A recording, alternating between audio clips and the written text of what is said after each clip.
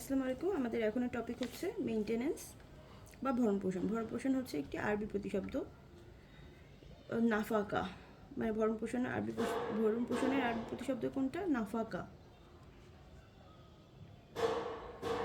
একটু জেনে রাখি আমরা। এটার অর্থ হচ্ছে নাফাকা। নাফাকা হচ্ছে ভরণপোষণ।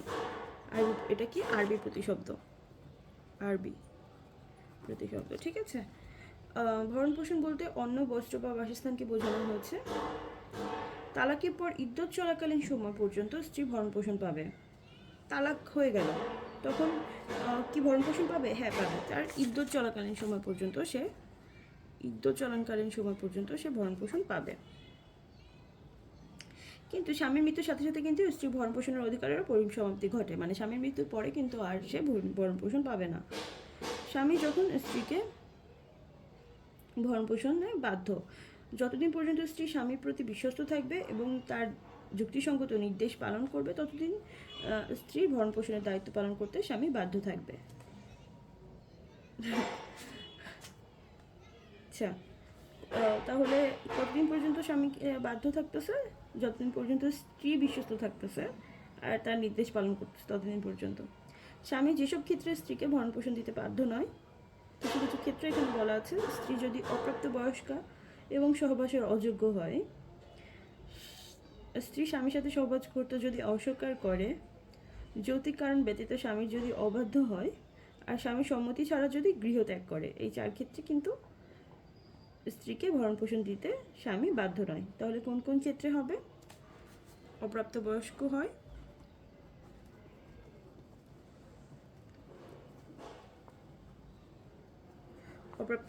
হয়, সহবাসের অযোগ্য হয়, সহবাসে যদি অস্বীকার করে, যৌক্তিক কারণ ছাড়া যদি অবাধ্য হয়, আর যদি গৃহত্যাগ করে, স্বামী গৃহ যদি সে ত্যাগ করে, এই ক্ষেত্রে কিন্তু তাকে সে ভরণপোষণ পাবে না। কোনো মুসলিম বা তার হবু স্ত্রীর মধ্যে যদি এই মর্মে একটি বিবাহ পূর্ব চুক্তি স্বাক্ষরিত হয় যে সে ব্যক্তি ভবিষ্যতে তার স্ত্রীর সাথে খারাপ ব্যবহার করবে না, এবং যদি সে করে সেক্ষেত্রে স্ত্রী উপযুক্ত ভরণপোষণ দান করবে। মানে কি, কোনো মুসলমান কিন্তু তার স্ত্রীর সাথে বিবাহর আগে এরকম একটা চুক্তি স্বাক্ষর করতে পারে যে যদি ভবিষ্যতে তার স্ত্রীর সাথে সে খারাপ ব্যবহার করে, সেক্ষেত্রে কিন্তু সে একটা উপযুক্ত ভরণপোষণ তাকে দান করবে। মুসলিম ব্যক্তি প্রথম স্ত্রীর সাথে চুক্তি করলো যে প্রথম স্ত্রী যদি দ্বিতীয় স্ত্রীর সাথে মানিয়ে নিতে না পারে, সেক্ষেত্রে তাকে প্রথম স্ত্রীকে ভরণপোষণের ব্যবস্থা করবে। এগুলো সাধারণ নীতি পরিপন্থী, কিন্তু অবৈধ না। কিন্তু মানে অনেক সময় চুক্তি করে নেয় যে হচ্ছে যদি তোমার আমার সেকেন্ড ওয়াইফের সাথে বনিবনা না হয়, সেক্ষেত্রে আমি তোমাকে একটা ভরণপোষণের ব্যবস্থা করব। যাই হোক, ভরণপোষণ আদায় স্ত্রীর আইনগত অধিকার সম্পর্কে আমরা একটু জেনে নেই। পারিবারিক আদালত আইন 2023-এর 5-এর ঘ ধারায় অধীনে স্ত্রী সরাসরি পারিবারিক আইনে মামলা করতে পারে। ভরণপোষণের জন্য আমি কোথায় কোথায় মামলা করতে পারবো? পারিবারিক আদালত আইন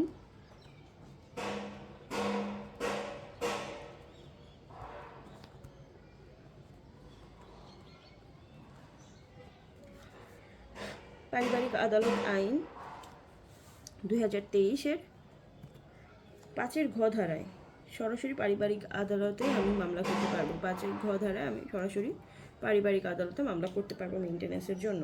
1961 সালে মুসলিম পারিবারিক আদালত অধ্যাদেশের 9 ধারায় বলা হয়েছে, স্বামী তার স্ত্রীকে ভরণপোষণ দিতে ব্যর্থ হলে স্ত্রী স্থানীয় চেয়ারম্যানের কাছে এ বিষয়ে আবেদন করতে পারে। চেয়ারম্যান সালিসি পরিষদ গঠন করে ভরণপোষণের পরিমাণ ঠিক করবেন এবং একটি সার্টিফিকেট ইস্যু করবেন। স্বামী এরপরে ভরণপোষণ না দিলে স্ত্রী বকেয়া ভূমি রাজস্ব রূপে তা আদায় করতে পারে। 1961 সালে মুসলিম পারিবারিক আদালত অধ্যাদেশের কত ধারায় বলা? মুসলিম পারিবারিক আদালত অধ্যাদেশ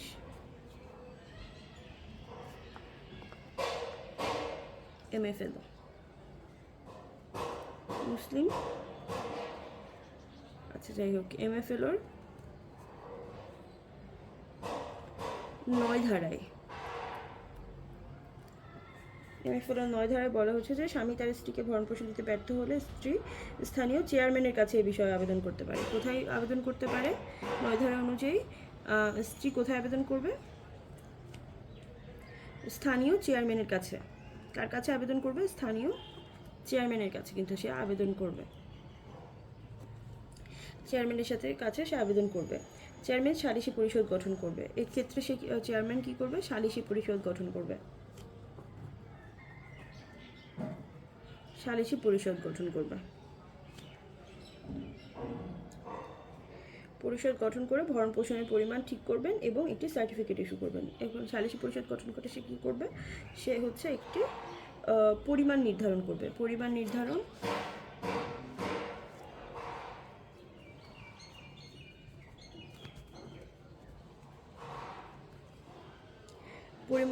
করবে। আর কি করবে? সার্টিফিকেট ইস্যু করবে। ঠিক আছে, সার্টিফিকেট ইস্যু করবে। তাহলে স্বামী এরপরেও যদি ভরণ পোষণ না দেয় তখন স্ত্রী ভূমি রাজস্ব, এরপরেও ভরণ পোষণ না দিলে স্ত্রী বকেয়া ভূমি রাজস্ব রূপে তা আদায় করতে পারে। কিভাবে আদায় করবে? বকেয়া ভূমি রাজস্ব রূপে, বকেয়া ভূমি রাজস্ব রূপে সেটা সে আদায় করতে পারবে।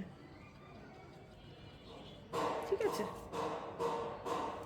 আচ্ছা এই জিনিসটা আমি বলি, আমি ধরুন হচ্ছে মেনটেন্যান্সের জন্য ক্ষুব্ধ বা আমাকে ভরণ পোষণের জন্য আমি কেস করতে চাইছি। আমি কীভাবে করতে পারবো? পারিবারিক আদালত 2023-এর 5-এর ঘ ধারার অধীনে আমি সরাসরি কিন্তু পারিবারিক আদালতে মামলা করতে পারবো। এছাড়া মুসলিম পারিবারিক আদালত অধ্যাদেশ বা MFLO 1960-এর 9 ধারায় বলা আছে। কত ধারায় বলা আছে? 9 ধারায়। 9 ধারায় কি বলা আছে? 9 ধারায় বলা আছে যে আমার স্বামী যদি আমাকে ভরণ পোষণ দিতে ব্যর্থ হয় সেক্ষেত্রে আমি কার কাছে যাব? চেয়ারম্যানের কাছে যেয়ে একটা আবেদন করতে পারবো। সেক্ষেত্রে চেয়ারম্যান কী করবে? একটা সালিসি পরিষদ গঠন করবে এবং সালিসি পরিষদ গঠন করার মাধ্যমে সে কী করবে? আমার ভরণ পোষণের যে পরিমাণ সেটা নির্ধারণ করবে এবং আমার জন্য একটা সার্টিফিকেট ইস্যু করবে। এরপরেও যদি স্বামী ভরণ পোষণ না দেয় সেক্ষেত্রে কী হবে? সেক্ষেত্রে আমি সেটাকে ভূমি রাজস্ব রূপে আদায় করতে পারবো। বকেয়া ভূমি রাজস্ব রূপে যেভাবে করে বকেয়া ভূমি রাজস্ব আদায় করা যায় সেভাবে করে আমি আদায় করতে পারবো। আচ্ছা, এরপর আসো 1939 সালে মুসলিম বিবাহ আইনের 2-এর খ ধারা অনুযায়ী স্বামী 2 বছর যাবত স্ত্রী ভরণ পোষণ দানে অবহেলা প্রদর্শন করলে অথবা ব্যর্থ হলে স্ত্রী আদালতে বিবাহ বিচ্ছেদ মামলা করতে পারে এবং একইভাবে স্বামীকে ভরণ পোষণে বাধ্য করতে পারে। ভরণ পোষণে মামলা করতে হয় কত বছরের মধ্যে? 6 বছরের মধ্যে। তামাদি আইনের কত অনুচ্ছেদ অনুযায়ী? 120 অনুচ্ছেদ অনুযায়ী। আচ্ছা, এটা কি? Dissolution of Muslim marriage act, dissolution of Muslim marriage act 1939 এর 2-এর খতে বলা হচ্ছে যে স্বামী যদি 2 বছর, কত বছর? 2 বছর, 2 বছর যদি ভরণ পোষণ না দেয়, স্বামী যদি 2 বছর ভরণ পোষণ দানে অবহেলা করে সেক্ষেত্রে কি হবে? সেক্ষেত্রে হচ্ছে স্ত্রী বিবাহ বিচ্ছেদের মামলা করতে পারবে, ডিসলিউশন অফ ম্যারেজের মামলা করতে পারবে। সে কিন্তু বিবাহ বিচ্ছেদ চাইতে পারবে। হ্যাঁ, সে বিবাহ বিচ্ছেদের মামলা করতে পারবে। এক্ষেত্রে কি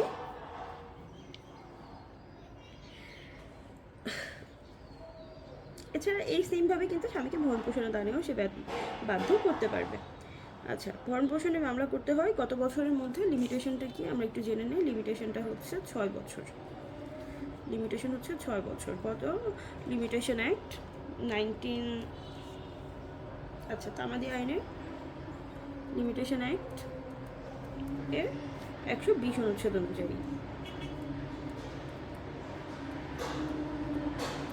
আচ্ছা, 120 অনুচ্ছেদ অনুযায়ী। আচ্ছা, এখন আমরা আরেকবার একটু এটাকে রিভিশন দিই। মেনটেন্যান্স হচ্ছে নাফাকা, আরবি শব্দ, বিদ্যুৎকালেও দিতে হবে। কোন ক্ষেত্রে দিতে বাধ্য না? অপ্রাপ্তবয়স্ক বা হচ্ছে সহবাসের অযোগ্য যদি হয় বা হচ্ছে সহবাস করতে অস্বীকার করে বা যৌক্তিক কারণ ব্যতীত স্বামীর অবাধ্য হলে বা স্বামী সম্মতি ছাড়া গৃহত্যাগ করলে।